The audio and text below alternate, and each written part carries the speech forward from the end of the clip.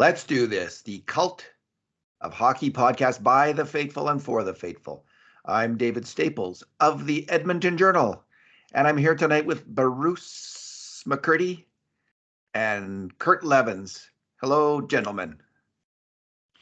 Hey, David. Welcome back. Hello. Thanks. Yep. I was in my wife's hockey tournament in Las Vegas. Spent a lot of time actually in the practice rink where the Vegas Golden Knights practice. Oh, yeah. There was a night store there, and it was a good time had by Vegas Downtown Community Arena?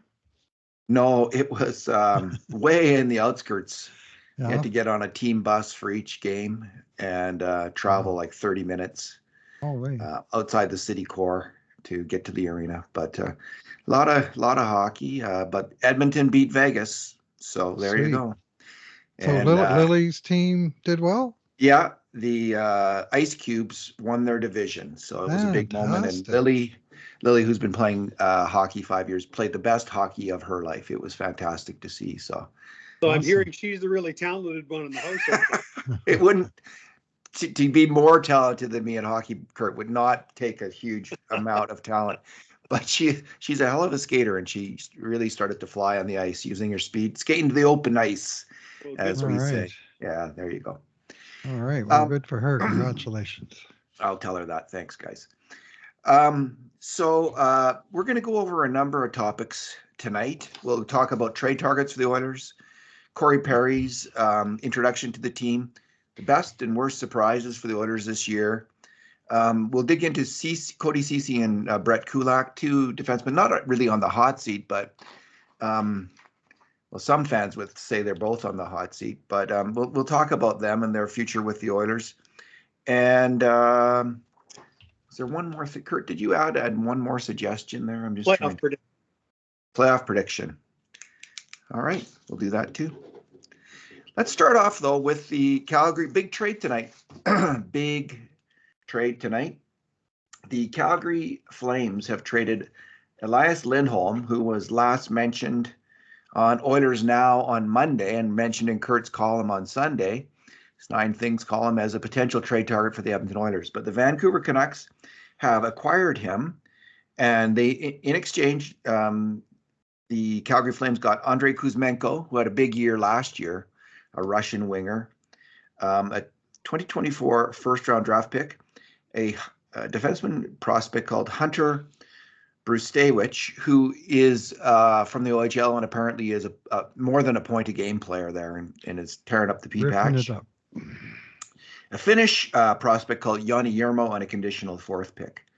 And Vancouver gets Elias Lindholm. What does this mean for the Edmonton Oilers, Kurt?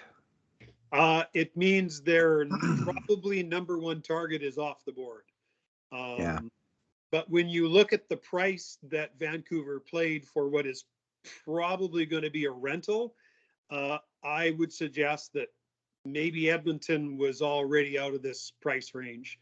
I mean, the Oilers would have needed Calgary to probably retain 50% and do this deal later and maybe even have a third team involved in order to make the cash work. And there still would have had to have been cash going out in the form of a contract. So while I know that Edmonton was definitely interested, it would seem at the end of the day that Vancouver was the club that really had the wherewithal, cap space, and assets in order to acquire him. Lindholm's a really good player, would have immediately made the team that he goes to better, certainly makes the Canucks better. I'm still not 100% sold on Vancouver, but they're certainly selling out, and I applaud them for that. And speaking of selling out, that's clearly what Calgary's doing. They see there's too many teams for them to Frogger jump over in the wild card standings, and so it's the sell-off has begun. He's one of 3 or 4 players that are going to disappear here probably in the next 2 to 3 weeks. Just real quick, Kurt, and at the risk of starting a riot on Twitter, if not in the streets of Vancouver, why are you not completely sold on the Canucks? I'm still not sold on their defense. I think they've got a world-class goaltender.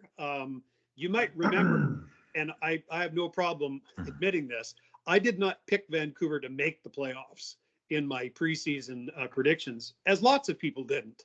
And my big question I had at the time was, boy, I just don't think that defense can get them all the way. I still don't.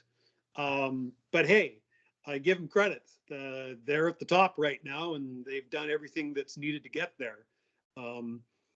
But I think if they ever lost their number one goaltender, I think things would change in a hurry. Well, that's true, but true of a lot of teams. Hronek has really stepped up this year. Has he ever? I mean, that looks like a bad trade for Detroit at this point, because he's just been crushing it for Vancouver. And they picked up Zadorov. So they got some big guys there now. I guess Carson Soucy's been hurt a lot this year. But yeah, I can't say. I haven't seen Vancouver in so long. And the last time we saw them, they looked like the Harlem Globetrotters playing the Washington Generals, because it was the Oilers they were beaten up on during the Oilers' bad spell. Bruce, let's. What do you think? What does this trade, the Lindholm trade, mean for the Oilers, in your opinion? Well, I think Kurt kind of had it surrounded with, the timing of the trade. Vancouver was able to make this deal right away because they actually shed cap in this transaction. Kuzmenko, this year and one more year to run at $5.5 million. And in a year that Vancouver was really in the ascendant, he was going the other way hard from a season last year where he scored 39 goals and 74 points in 81 games, to this year just 8 goals and 13 assists, 21 points in 43 games. So his points per game was way down. His goals per game was way, way down. He was healthy scratched a few times. So they're probably, in terms of the immediate perspective of this year, they're probably not too unhappy to get rid of that second year of Kuzmenko's contract to Calgary. And they may have actually had to pay a little bit extra for Calgary to take that on. In the meantime, they have Lindholm at $4.85 million, so about $650,000 less on an expiring deal. And he's not, having a super great year either. But then again, he's been playing for the Flames, and he's going to get a new lease on life with a team that's a lot closer to the top of the standings than the Flames are, and as a right shot center with an abundance of multiple skills. He should help Vancouver quite a lot, and whether it's not enough or not, I don't know. I watch Vancouver, and every time I do, I see that gigantic defense pair of Zadorov, who they got earlier this year, also from Calgary, in a trade. And the guy they call the Chaos Giraffe, Tyler Myers. And those two guys are something else to watch. You never know. Life is like a box of chocolates when they're on the ice. And it's kind of entertaining. And whether you like Vancouver or don't like Vancouver, you might get your wish either way. Let's put it that way. So Tyler Myers, the plus-sized Dennis Grubishkov. If you're thinking about it, it would make sense that Vancouver would outbid the Oilers for this player for two reasons. So they both, I think, have their eyes on the prize in a big way this year.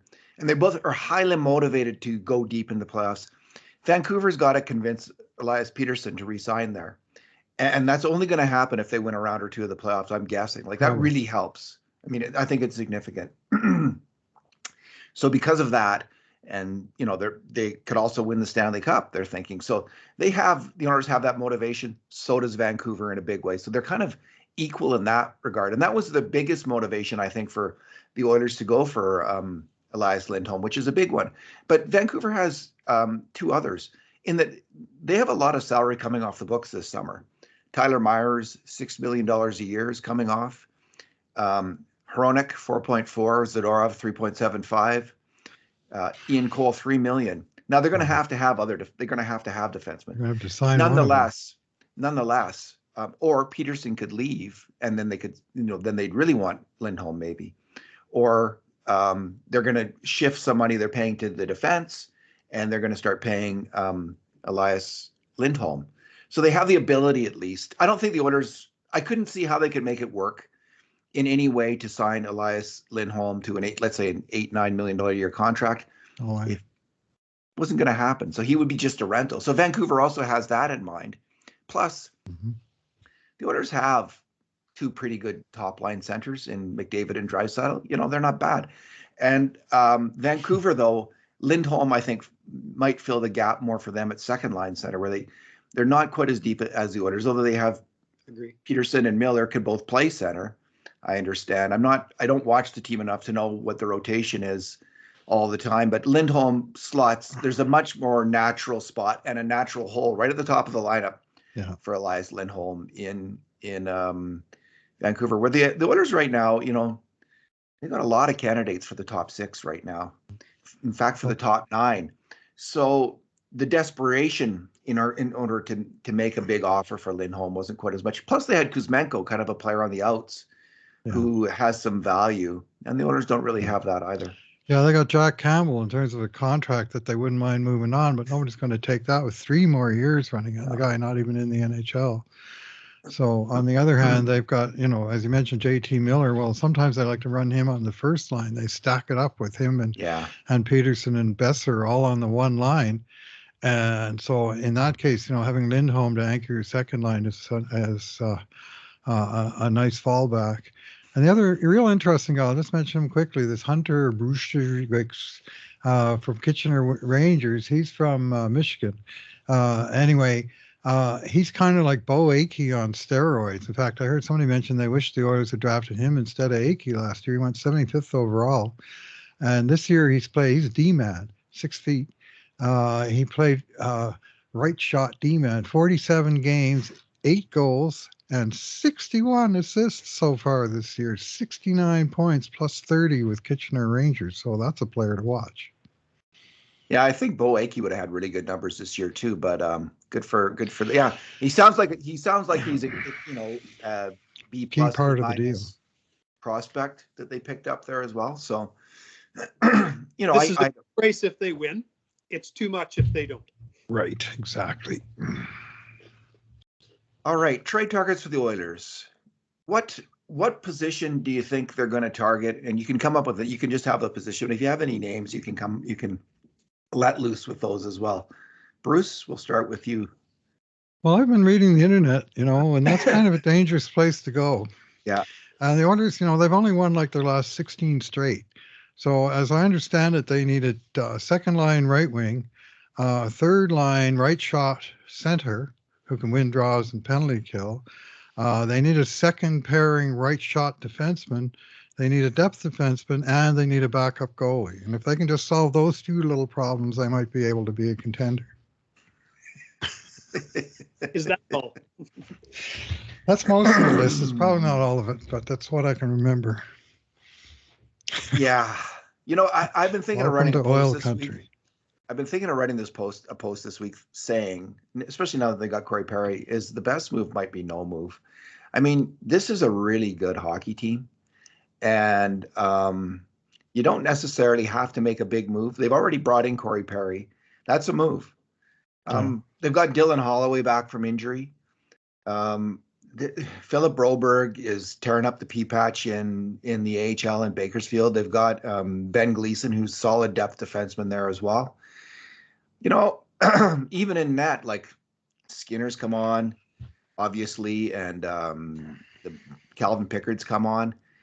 It's not screaming out to me that there's this huge need. Like, I was excited by the idea of Elias Lindholm. That's an exciting thought. Like, he's there.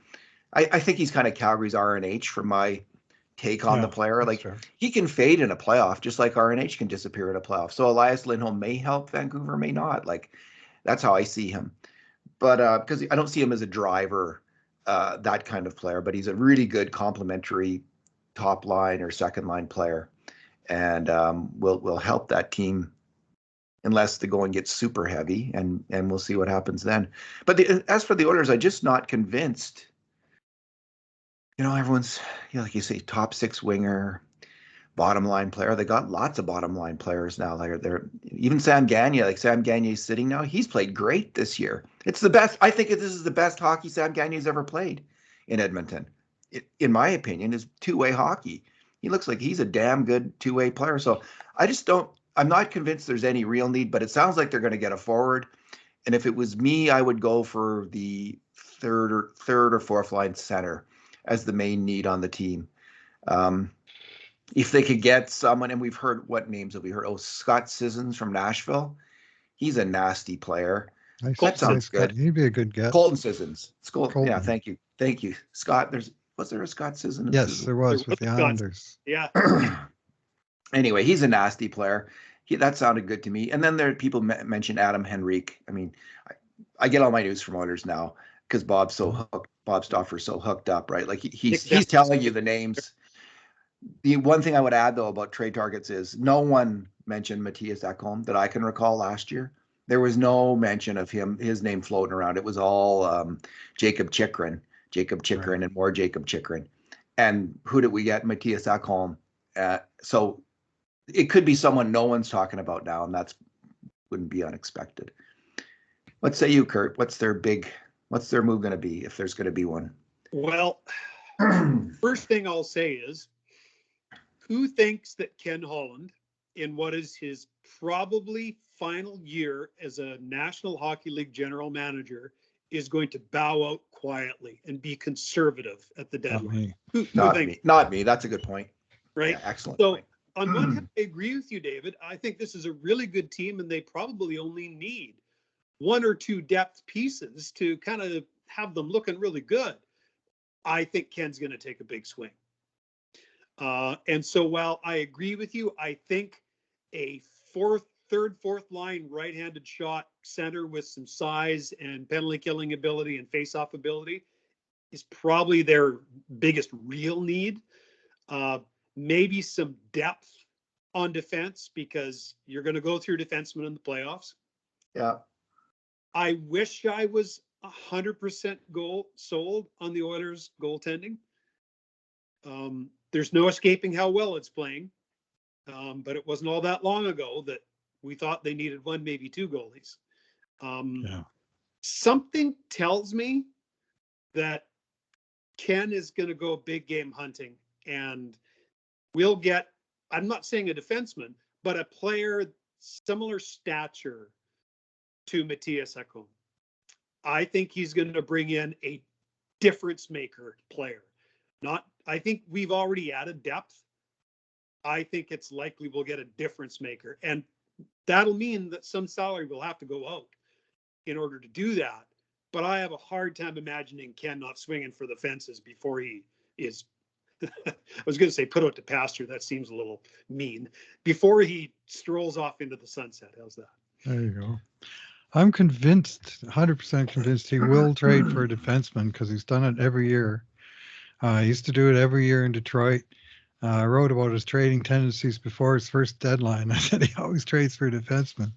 And the last 4 years in a row, the first guy that he's brought into Edmonton at the deadline has been a D-man. It was Mike Green. It was Dmitry Kulikov. It was Brett Kulak. Last year it was Matthias Ekholm.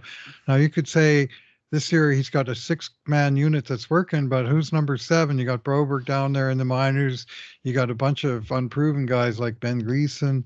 I'd be very surprised if he didn't bring in some kind of guy with, significant NHL experience to at least ride herd, in the press box and be available in the case of someone going down. It's very possible, as you say, Kurt, that he could take a swing for bigger fish. The name that I keep hearing repeatedly on the internet is Cody Ceci, and the constant word that's associated with him is upgrade. I think the two words now have a hyphen between them, upgrade Ceci. I've read it so often in the last few weeks, and it seems kind of strange. On the one level, it seems kind of strange to me, and I understand the needs of the team and stuff, and you want to stack your team as best as possible. It doesn't seem like the guy has any fans. It's like everybody's, we need to upgrade Cody Ceci. Yeah, I am too. And I look at the team's record, and here they've, in the last 14 games, they've given up 18 goals. They've allowed, I think, 2 power play goals in that time. He's on the top penalty killing unit. He's on the shutdown defense unit. Like, surely to goodness he's had something to do with it. And yet the underlying metrics, he's got a 48.69% expected goals or whatever the heck the number is. Oh, And that's crap. it's given to so many, so many insignificant digits, I call them. But it's something, I'm sure the team's looking at it. But you'd have to get the right guy back, and it'd be an upgrade. Have to be an upgrade. I mean, you're hearing names like Sean Walker that's having a good season in Philadelphia. Is that an improvement? Is he, how's he going to fit in? These are the things you don't know. On the other hand, last year, as you say, we never heard of Ekholm coming in, and he came in and he fit like a glove on this team. He was an absolute perfect add in terms of what proved to be available versus what the team needed. They couldn't have mail ordered from Acme and Warner Brothers cartoons a better fit for Evan Bouchard's partner than the guy they got out of Nashville. So maybe there's something like that up their sleeve. And if they get that guy, they're going to have to trade out contract salary because they can't buy it down. They haven't got enough room to, take a half price guy and make him fit. If that guy originally is making $4 or $5 or $6 million, I just can't do it. I don't see this happening. I think it's a pipe dream of people who don't like Cody Ceci for whatever reason. Maybe it's his on ice analytics. I don't check those because they don't put a lot of weight on him. He's playing as well he played in his first year here, which is pretty good. Not great. He's not a great defenseman. He's a good defenseman against tough competition and on the penalty kill. He's a huge part of the best penalty kill right now in the NHL. He's a huge part of the Oilers shutdown pairing. Is he Alex Pietrangelo or Drew Doughty? No, but he only makes $3 million a year. And who can they? I guess they could figure out a way to try to afford a much more expensive defenseman. He's also a right shot defenseman, and the Oilers don't have anyone ready to step in with similar skills at right shot. So you'd have to replace him with a better right shot defenseman. So if the Oilers are going to be trading for a forward, as I expect, actually, not an upgrade on Cody Ceci, I don't see it. I think the player that is hinted at moving from the Oilers insiders, the name that's come up on Oilers Now, for instance, is Brett Kulak. Brett Kulak is playing excellent hockey in a much lesser role than Cody Ceci. He's not playing the tough competition. He's not playing the penalty kill. He's playing great, though, in that role. If you put him in Cody Ceci's role, would you get the same? Would you get more struggles? Would you get the same kind of excellent results that Kulak's getting? I don't think so, because it's the defenseman's numbers, whatever metrics you're using, are really adversely affected if they play against tough competition. And that's why you're going to see bigger minus numbers for Cody Ceci than for Kulak. So Kulak, though, I really like the player. I think he's an excellent player. He's playing his best hockey as an Oiler right now. He's been in the last 2 years in the playoffs, really good in the playoffs. And I don't know if you want to trade him. If you're going to move salary, do you really want to move him? But you do have Philip Broberg, who has a very similar skill set. And could Philip Broberg play the 15 minutes a game that Kulak's going to get in the playoffs and be as good as Kulak? He just might. Like, it's not a crazy bet. And the Oilers made a similar bet last season when they traded Tyson Barrie. A lot of people, we can't move Tyson Barrie, like he's leading the best power play in the league.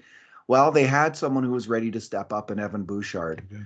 They were probably, and there was lots of critics of Evan Bouchard, but he's arguably, I think, more ready than Broberg is. Well, sure. Bouchard was more ready last year than Broberg is now. But Philip Broberg is a really, really good hockey player. And I think he could give you close to what Kulak's giving. So if they made that trade, I wouldn't scream. But I don't know if they're going to make it. I like Kulak's game a lot. So does Ken Hall. Oh, sorry, Kurt, you go ahead. Yeah, okay. I'm sort of I think is going to say what Bruce was going to say. Yeah, I think Ken Holland brought him in. And I don't see anywhere on Ken Holland's resume where he moves the veteran defenseman out and lets the young buck take over. But he did last year, Kurt, with Barrie and Bouchard. Yeah, it's not exactly the same. But he brought in Ekholm at the same time. Because you're bringing in Ekholm on the left side, and Barry was blocking Bouchard on the power play. I think it's a different situation. And with all due respect to Philip Broberg, we don't know that he's an NHL defenseman. We don't. And comparable player, okay, if you take away the 8-9 years of NHL experience that the other guy has. Definition of making Kurt nervous, the Oilers going to the playoffs, betting on Philip Broberg being able to be a regular 15-minute a night defenseman for them when you get down to just 16 and then 8 NHL teams. Hey, maybe you're right, maybe I'm wrong, but that's not a bet I'd be interested in making, and I don't think it's a bet that Ken Holland's interested in making. We certainly saw how Vincent Desharnais struggled in the playoffs last year. Like Yes, we did. he came unglued in a few games. He was just not close to getting it done. Now he's rebounded from that, and he looks ready now to take on the playoffs. But man, he looked ready though at times in the regular season last year. It just didn't work. So Kurt, you could well be right, but I wouldn't be against it. If you're bringing in the right player, like you have to clear contract, right? Who are you going to move out? Which contract are you going to clear? You have to make if that's what you're going to do. Okay, so you're not Warren Fogle. So it could be Ceci. I guess you can pick Ceci, but then you have to replace him with a right. That's when you make the direct right D for right D movement, and you try to bring in a better right D who's probably making a lot more than Cody Ceci. So I don't know who that player is. I don't know if he's available, and what else the Oilers would have to give up. But that's a possibility. If the Oilers also do that, I'm not going to be upset. That would make sense too. But if they want a forward, and that seems to be the talk is around a forward. They're not moving out Fogel's contract right now. Warren Fogel's been playing great two-way hockey for more than a year now. They're not trading Evander Kane. I don't know how much trade value Evander Kane has. Like he has some, obviously, but he makes a lot of money. I just don't see any obvious other moves other than Kulak in terms of moving salary. So that's why people come to his name, I believe, for no other reason. Plus, there's the fact that there is a possible replacement in Broberg, so it could happen. I see the time to move Kulak as the off season, and to keep him for the playoffs, where he's had 2 good playoffs for Edmonton. Agreed. In my view. And my big, I don't want to call it a quarrel, but my big question with the Kulak signing all along was that it was a 4-year deal, which was clearly a roadblock to Philip Broberg, and it remains one. And once they also added Ekholm, all of a sudden they got 3 guys locked in for years, veterans, all of them ahead of Broberg, and they're all healthy and staying healthy, which is great. But it's got to be mighty frustrating for young Philip, who's ripping up the pea patch down there in Bakersfield. Like he is so much the best defenseman on the ice in the games that I watch. It's just not even close. And he's, I'll give him a lot of credit. He's playing his ass off down there. He's not sort of frustrated and throwing in the towel. He's giving it what he's got, showing plenty. Like I think what terrifies me more than anything is the Oilers trading Broberg as a throw-in prospect in some deal, and then have him blossom in some other NHL city. It happened. And it's a very. I mean, you can make an argument, Bruce, that Kulak is blocked in Edmonton with right now. He's playing great hockey, and you have Ekholm and Nurse ahead of him. He could be ready for a top 4 role for the next couple of years on a team and do he was signed to that contract, I think, with the hope that he might step up into the top 4, and he just didn't cut it in the first half of the season in his first year of that contract, and that's why they had to bring in Ekholm. Kurt, anything else? Yep. I said how the Canucks would win that deal if they win in the playoffs, but they'll lose the deal if they don't. Mm-hmm. I think that's how you have to look at a Philip Broberg trade. Let's say Philip Broberg does get dealt. No one likes to trade a bright prospect like him. But if you trade him and win, it was the price of doing business. Right. If you win, that's it. That it was worth the money. Mm-hmm. If you don't, then you look at the GM and say that was the wrong deal. but I think it's as simple and as clear cut as that. I think they're going to need him at a lower salary the next couple of years. They're going to have to trade That's the thing. Kulak this summer. Like it's either now or then. But I can, I think that's how it plays out. It's when they're not trading Nurse, they're not trading Ekholm. So this is the modern NHL. All right, guys, let's move to the next area. Corey Perry, what did you think of his debut? Kurt? I thought it was solid. Bruce and I did the podcast with you in Vegas on the night of his first game, and I think we both agreed it didn't look like a guy who had been out of the NHL for 2 months. He didn't rip it up, but he didn't look rusty either. His first shift, he plowed right into the other team's goalie with his stick, kind of like you'd hope he'd finally do for us as opposed to against us. I thought he was the brains and the savvy on the line with those two fast young guns that he was playing with. Early returns really positive. Will that continue? Hard to say, but talk about motivation. He's got lots of motivation, maybe more now than ever before. But I thought early sample was solid to better than solid. Bruce, what do you think of the acquisition now 1 game in? Well, you want a veteran depth player. Hard to ask for much more veteran than Corey Perry, who was very nearly an Edmonton Oiler 21 years ago in 2003 when Kevin Lowe had a verbal agreement to get him for Mike Comrie, only to basically scuttle his own trade by asking Comrie for some bonus money back in one of the more infamous failed deals in Oilers history, of which there's been a few. That's a whole nother podcast. But 1,274 games for Perry, 421 goals. Like he's got more goals than any other player on the Oilers, right? Like he just comes in and he's already number 1 on that list ahead of McDavid, Draisaitl, Kane, all of them. 196 playoff games. Not only leads the Oilers, it's actually number 1 in the NHL among active players for playoff experience. And it's a guy who's won the Stanley Cup, and he's won everything there is to win, right? He's won the Olympic Games. He's won the World Championships. He's won the World Cup of Hockey, the Memorial Cup, the World Junior. One of only 2 players in the history of hockey to win all 6 of those major team trophies, the other being the great Scott Niedermayer, his old teammate on Anaheim. And so some of, his bona fides are phenomenal. And the question is, can he keep up? Like he's the slowest player in the league. I saw a list of the fastest and slowest players in the league that had Ryan McLeod at number 2 and Connor McDavid. So they were counting how many bursts they had of 20 kilometers or more. Corey Perry was dead last in the league with 0.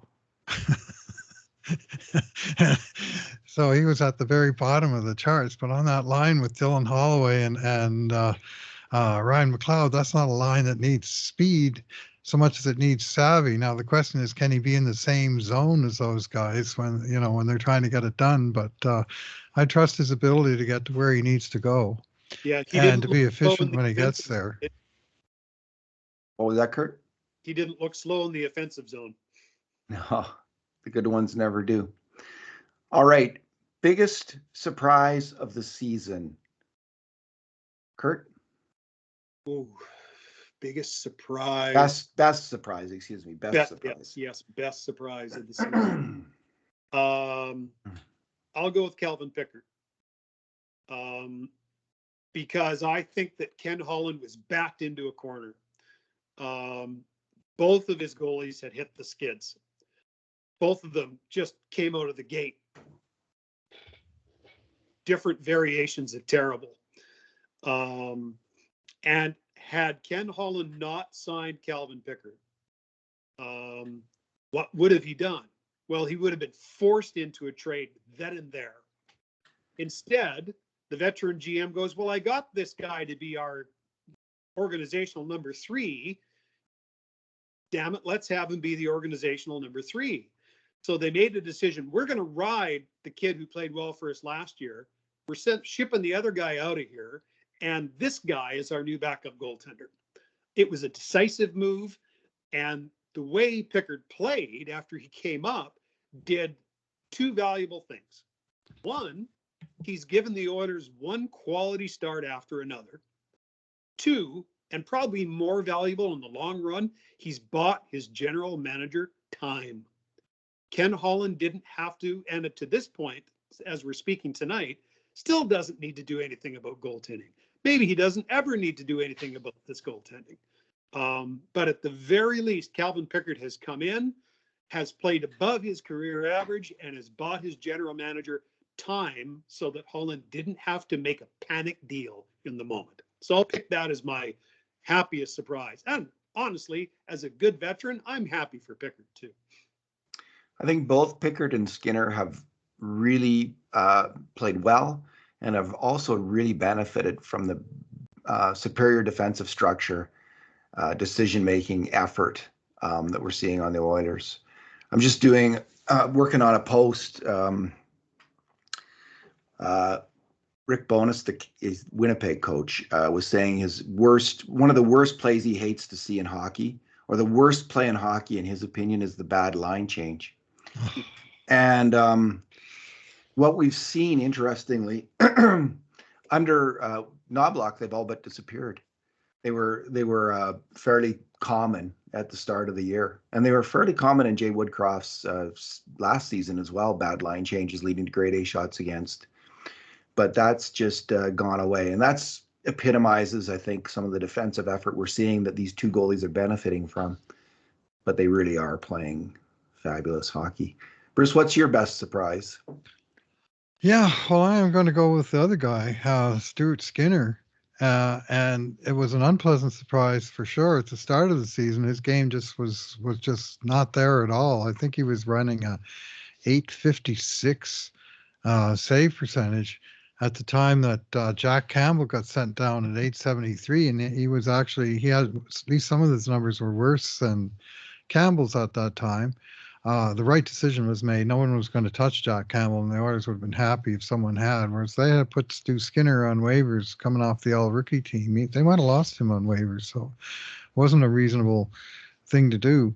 But he was very much at a crossroads, because they brought in Calvin Pickard and gave Stu the number one reins. And if he struggled for any length of time thereafter, who knows what would have happened in terms of what Holland would have been forced to do.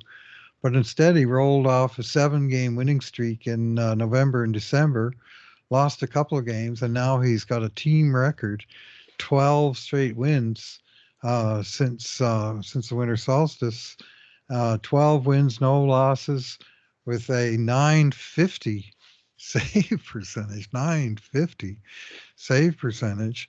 The other team's shooting 5% on the guy. Early in the season, they were shooting nearly 15%. Now they're getting 5% of their, one shot in 20 is beating the guy. And he's playing great. The defense is playing better. The penalty kill is way more organized. There's way fewer odd man rushes. There's way fewer Royal Road passes and one-timers, from cross seamers. But he's making saves, and some of them are fantastic. I'm still shaking my head at that blocker save he made off of Evangelista on the 4-way passing play against Nashville. Wow, how he stopped that? Like how? Like they did. It was a perfect play by Nashville. The poor kid that made the great shot was just throwing up his hands. And when you have the goalie bamboozling the other guy, and the other thing, and I think maybe Knobloch or somebody close to the team made this comment. When was the last time you see either of the Edmonton goalies give in a bad goal? It's been like a month. Yeah. Used to be like 1 or 2 a game at the start of the year, and at least, one every other game. And it's been forever since you've seen one where you go, well, he'd sure like that one back. I haven't heard an announcer say that for a long time. And they say it every single time a goalie lets in a bad goal. So none of them has happened. It's just been a complete sea change. And Skinner, after his promising year last year and then his sort of iffy playoffs and then the bad start this year, what do we got here? Well, he has bounced back with a vengeance. And he looks to be Edmonton Oilers goalie of the future. And the present. Just to support what Bruce is saying there, I was listening to Elliot Friedman the other day talk about potential Team Canada goaltenders. And Mhm. the two names that he mentioned were Jordan Biddington and Stuart Skinner. Binnington, eh? Okay. So the last time Skinner gave up where we marked him as giving up a bad goal was game 27. So that's 18 games ago. Against Pickard- Tampa, eh? Correct. He had one And- bad game in there, in between his two big winning streaks. And he came out after the game and said, that loss is on me. The boys played well enough to win it, and the loss is my fault. But he didn't beat himself up and berate himself. And, Like Jack he Campbell. just, he just said, I own this one, I owe them one. And he owed them more than one because he's been delivering ever since. So I really respect that. And for Calvin Pickard, it is he had a missed assignment on a goal. I'm not sure what he did there. He must have got drawn out of the net, and that's game 38, I think. Let me just give me 1 second. I'll tell you which game it is. My computer is not the easiest to operate here. Game. Come on. A few games ago now. Yeah. Oh, I can't get it. The Anyway, one at Anaheim, maybe on New Year's Eve. And he was Yeah. really good in that game, but yeah. they got, I think, one weird one. So you're right, Bruce. Just there hasn't been bad goals against them. That's what kills a team as much as anything else in a hockey game. You just can't have that. My best surprise will be Warren Foegele. Good pick. He, if anyone had said at the start of the year, will Warren Foegele be established second line, top six hockey player on this team? I don't think many people would have bet on that. Even though for the 2000 year second half of last season, he was really good. He's picked up on that. He's been even better. He's just been playing fantastic, absolutely fantastic two-way hockey. He's strong on defense, great on the forecheck, and he's making plays with the puck that no one expected him to ever make. His stick handling has been exemplary, and he's starting to shoot more and better. So he's only got one power play point, and he's got 25 points, excuse me, in 45 games. So that's a lot of even strength points to put up for an NHL player. He's gonna get paid, Warren Foegele, this summer. He's gonna get a good contract by someone. Probably not the Oilers, won't be able to afford him, but he's really getting it done for the Edmonton Oilers right now. So good for Warren Foegele. Worst surprise, Kurt? Connor Brown. Yeah. I wrote, many others did too, but I wrote that Connor Brown was Zach Hyman light, if only. Has Connor Brown been an excellent penalty killer this year? 100%. But he's pulled up short in pretty much every other aspect. This was a guy who was signed to be a top six forward, if not Connor McDavid's right winger. And with the puck, he has failed the audition miserably and made his general manager look bad in the process. Mm-hmm. Can he rescue all this with an excellent second half? Yeah. If he plays really well and the team goes ahead and wins, we'll laugh at those 40 games instead of being angry at them. Right now, I'm angry at them. Now, in fairness to the player, I'll bet he is too. The guy's trying his ass off. I don't have any issue with his effort. I wish he was more physical. He is like 16th on the team in hits. Positionally, he plays sound, like he plays like a veteran, but he just can't piss a drop. And there are some nights where I wonder when I see guys like, Sam Gagner and Adam Ernie on the bench, I wonder, really Connor Brown in this current state is playing ahead of them. It's been a failure. I'm hoping for the player. I'm hoping for the team that he turns it around. But to this point, it's been bad. I've liked him in the last month increasingly. I think you can see problems with his skating. I think there's tentativeness with his skating that we've seen all through. Major injury. Yeah, major injury, and it's taken a while to come back. So I'm still hopeful and patient with the player. I'm not angry because I see real effort in the guy. Like I think he Yeah. hustles hard. I, Yes. I see him as a hard-working player in the Matthias Janmark kind of, not another guy who doesn't hit much, but really works hard.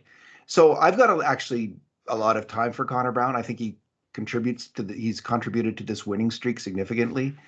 And man, if he does start making some offensive moves like I hear he has in his repertoire, maybe, I mean, this could still work out. It's one of Kurt. I'm going to put it to you that this is one of, like, you're making this point about other moves. If the Oilers win the cup with Connor Brown playing a significant role, whatever, and you made just that point right now yourself. So Yep. that's what I expect to happen. So I'm still I'll get angry if they lose in the first round of the playoffs and he doesn't play well. But I'm not angry yet. I'm patient about Connor Brown. What about you, Bruce? Yeah, I'm not happy with the bonus on his contract, of course, but the player, I mean, he can't score at all, which is, the obvious, how can he possibly have 0 goals at this point? Two-time 20-goal scorer in this league. Yeah. But his penalty killing's been good, and so has the team's, but he's been playing a lot of minutes on the PK, so there's that. But I mean, overall, you'd have to say, yeah, disappointment. My disappointment is a guy that I wrote about in the preseason in glowing terms. Here's my headline, just so I can feel shame here on live blog. Have no fear, Oilers fans. Jack Campbell's turnaround is already well underway. He was playing Oh, great in he camp. He looked good was. in the preseason games. He looked like he completely had his shit together in net, and last year was behind him. He played well enough in the preseason to earn the starting game assignment in game 1 of the season. And they went into Vancouver and the whole team laid an egg. And it wasn't even really on him but he got blown out, pulled halfway through his first game of the year. And it just all came apart. He had one good game in Nashville, and then he followed that up with 3, I would say, bad games in a row, and he was gone. And the And had to team, go. yeah, they had to do something. And he went down to Bakersfield, and the team, I think, made a strategic error of pushing him right into the net in Bakersfield when he got there and playing him 3 games in a row and letting Rodrigue, who'd been playing well, watch from the bench while Campbell continued to struggle. He was running 8-19 after 3 games there. I think it was 13 goals on 72 shots or some crazy thing. And then they finally gave him a couple of games off to get his head together. And since then, he's actually been pretty good. And, I think he still is sort of in the, back pocket as a possible emergency option in the playoffs. I don't see how they get him up before the playoffs because they'd have to send out Calvin Pickard and lose him on waivers, and they'd Yeah. have to send out another player to make room for his salary. So I think he's stuck there until April. But once the playoffs start, if heaven forbid something were to happen to the starting goalie, like that's one of your backup options, but he's been a massive disappointment. And on, a second year of a 5x5 contract. I mean, that is a major kick in the junk for the team and their whole salary cap situation. And it's just not worked out well at all. My biggest disappointment is Jay Woodcroft and Dave Manson getting fired, and also the state they had the team in the first 13 games. I mean, I think they have to take some responsibility. Absolutely. And so it's hard to pinpoint exactly what that responsibility is. I mean, we've heard about the chaotic forward combinations on the PK. There seemed to be an inability to get these players to play smart, solid defensive hockey. What we're seeing from the defense is a much higher level of confidence moving the puck since the turnover. So then there was, of course, the injuries, and they were the ones stuck with giving Jack Campbell his due. Whoever was the coach at the start of the year had to play Jack Campbell. Yep. They're the ones who had to suffer through Jack Campbell's breakdown and meltdown. So there was a lot of bad luck, but maybe they made some mistakes too. Not exactly sure what they were. The biggest one seems to be on defense. The defense core looks like a new group of players under Paul Coffey and Chris Knobloch. They do seem to be playing with more confidence and making plays, as Paul Coffey wants them to do, insists on them doing, is to make plays. And there could be something there where Paul Coffey was just the right coach at the right time for this group of defensemen to lead them to their best game, because they're all playing their best game right now. Every single one of these guys. I mean, even the much criticized Cody Ceci, this is his best hockey that he's played in Edmonton, and he's playing really well. It was disappointing, though, the whole thing with Madsen and Woodcroft. I didn't expect it. I thought right from the get-go we'd see this Oilers that we're seeing right now dominating the league right from the start, because I thought they had it in them right from the start. It didn't happen, and that was really hard to take for me and for, I think, all other Oilers fans. I was shocked by what happened. Like, I thought with Jay Woodcroft, they captured the perfect storm. You know, they got a career coach within their own organization. They brought him up. He came up at the same time as a bunch of his players. It looked like John Cooper 2.0 in terms of the timing of everything that happened. And then last year's playoffs, of course, some seeds of doubt. And then this year, like, I mean, we talked about it already. The odd man rushes against the Royal Road passes, the bad line changes. You know, some of that was on the coaching. The team just didn't have it together, and they weren't making their shots. They weren't making the saves. That, you know, some of the underlying numbers suggested they were still controlling the games. But one of the reasons they were controlling the games is they were always trailing and pushing the play, and so they had score effects running on their side. Whereas Knobloch's team is posting very good puck possession numbers, while, you know, oftentimes leading games, or at least being tied in the game. And it's been a sea change. You mentioned, of course, Knobloch and Coffey, and I'll put in a big shout out for Mark Stewart, who went from Mr. Who knows what he's doing back there to running the penalty kill, and the penalty kill has been absolutely crushing it. So shout out to him as well. And whatever they've got going on with the new staff and Teflon man Glenn Gulletson, they're getting the job done, and it's you know, more power to him. And I say that and I'm still a fan of Jay Woodcroft, and I still think he'll be a successful coach in this league. But one of the reasons he will be is because he's smart enough to learn from the mistakes that he made in Edmonton. Yeah, you know, when you see the manner with which the coaches conduct themselves behind the bench now, I can't help but wonder how much of the change is due to that alone. You know, there's an old saying when you grow up in a farm, you don't need to whip a good horse.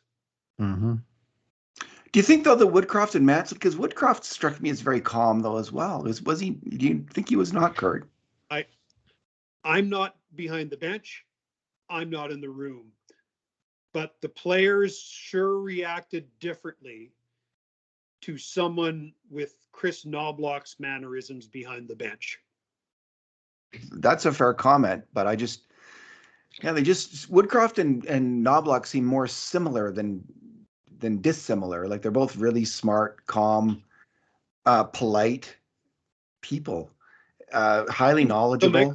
They are. I'm not as convinced that they're as equally all right behind the bench. Fair enough. They could have completely. I don't know that. We don't know what their demeanor and their communication skills are like between periods, and, you know, they have so much contact with the players. So I do, though. Knobloch is a very unassuming, humble person. Like, he just strikes you as like this very, like, I don't know, like an introverted teacher who is just very gentle. And it's very unlike very un-NHL coach like. Like, I don't think I've ever seen an NHL coach like this guy. It's very interesting. No one's going to confuse him with John Cooper. Yeah. Well, look, I thought Jay Woodcroft was a good coach too. I think I was equally as surprised as you guys were and disappointed when he got fired. So But early too. seen of since and heard here and there, I think the change in style behind the bench was a welcome change. All right. You're hinting at things here, Kurt. I like it. And Paul Coffey, the message, like, this is a shocker to me. I thought, what are they doing bringing in old Paul Coffey? You know, hasn't been sort of formally coached, for all these years, and yet the message that he's delivering to his defensemen of positivity and make plays with the puck, do something positive with it, don't just dump it out, look for a pass receiver, and that message is landing, and they are making plays and they're exiting their own zone in possession, I think, quite a bit more than they were. And who you knew? can coach confidence into players Mm-hmm. by demanding that they make plays and by freeing them from freaking out when they make mistakes. Right. And if you do those two things, you can breed confidence in hockey players. And I give shout out to Paul Coffey. He made every minor hockey coach feel 10 feet tall in an interview earlier this year, or 100 feet tall. He said, well, what's the, you didn't have the NHL experience. And Paul said, well, I just don't see this as any different as coaching 9-year-olds. I give them the same message and to these young men, and it's the exact same thing, and it's not different at all. So there you go. Stuff he learned from Glenn Sather, I reckon. Or maybe from some minor hockey coach. I mean, Yeah. There's lots of excellent minor hockey coaches as well. I mean, his dad, I know, pushed Paul Coffey really hard. Was a huge driving force in his life. All righty, let's move on to the final item on our list, playoff predictions. So what kind of prediction are you looking for here, Kurt? Stanley Cup final?